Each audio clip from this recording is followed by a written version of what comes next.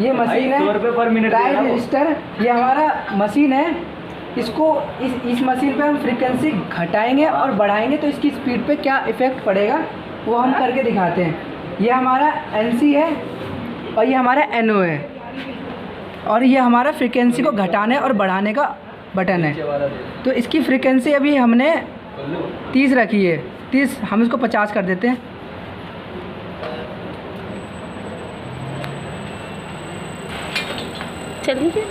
चलेगी। जैसे कि हमने 50 फ्रीक्वेंसी कर दी तो हमारा ये मोटर रोटेट करने लग गया। रोटेट कर रहा है। ये हमारा टैकोमीटर है। हम टैकोमीटर से हम इसकी स्पीड को नाप सकते हैं, इसके RPM को। चलो हम इसका RPM नापते हैं। जैसे कि आप देख सकते हो 50 फ्रीक्वेंसी पर हमारा RPM दिखा रहा है 1400 कुछ 497, मतलब लमसम 510। ये हमारा 50 फ्रीक्वेंसी पर है। अगर हम इसकी फ्रीक्वेंसी को घटाते हैं, जैसे कि हम इसकी फ्रीक्वेंसी को हम 30 पे कर देते हैं।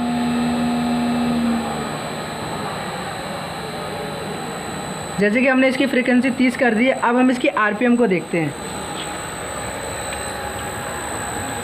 जैसे कि आप देख सकते हो हमने इसकी फ्रीक्वेंसी को कम किया तो इसकी RPM भी कम हो गई।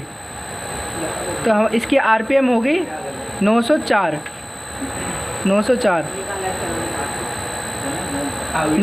इसकी RPM है। वो लमसम पॉइंट में चल रहा है तो हम 904 में मान सकते हैं, जैसे कि देख सकते हो आप। अब हम इसके बारे में बताते हैं। अगर इसकी फ्रीक्वेंसी को कम करते हैं तो इसका जो एम्पियर है वो बढ़ जाता है, क्योंकि इसमें लोड आ जाता है एम्पियर पे। अगर हम इसकी फ्रीक्वेंसी को बढ़ाते हैं तो इसके एम्पियर कम हो जाता है, जैसे कि मैं आपको दिखा सकता हूँ। चलो इसके एम्पियर हम फ्रीक्वेंसी बढ़ाते हैं।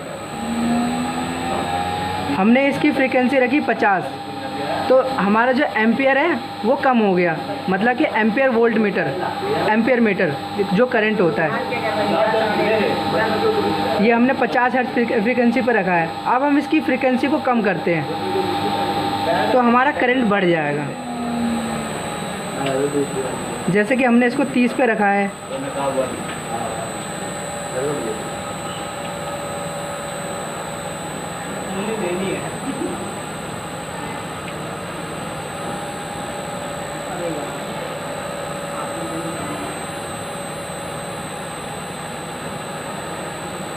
जैसे कि हमने 30 पे रखा तो इसका जो एम्पियर है वो बढ़ गया है, मतलब कि इसकी फ्रीक्वेंसी कम करेंगे तो इसका एम्पियर बढ़ जाएगा, यानी करंट बढ़ जाता है।